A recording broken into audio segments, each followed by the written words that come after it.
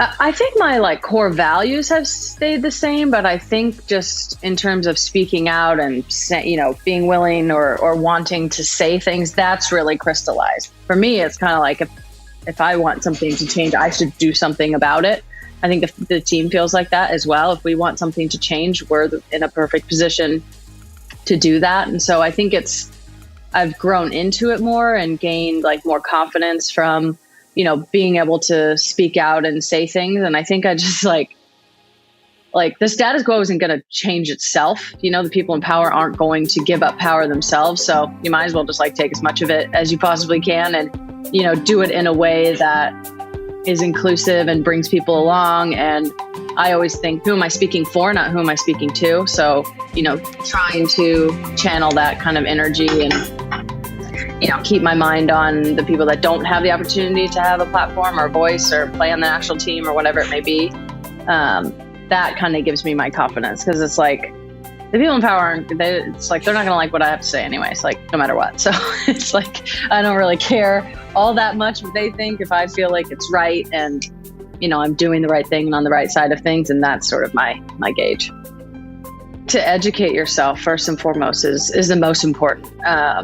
That's sort of what I have my foundation on. When the microphone is in front of me or I'm on a platform, whatever that may be, I am prepared to talk about it in a way that makes sense, in a way that I feel comfortable with. I think kneeling with Colin, the lawsuit with the federation or against the federation, and then, last summer, being able to kind of bring all of those things together and play on the field for so much more, but still just play just to like kick ass and try to win championships. I think that was sort of the culminating moment in all of that. If it's controversial, you're going to be, speaking probably to the status quo in general or someone in power or a group in power. And they're never going to like it. So I wouldn't expect anyone, to ever be like super excited about speaking truth to power. But I always think, who am I doing this for? What am I doing this for? And if I'm getting sort of yeses from those voices, then that's kind of all I need. We really are like on the cusp in our country of one of those sort of big, like, generational shifts in culture and the way people think and who we want to be and how we, want to operate as a country. And so for me, I feel like it's a really exciting time.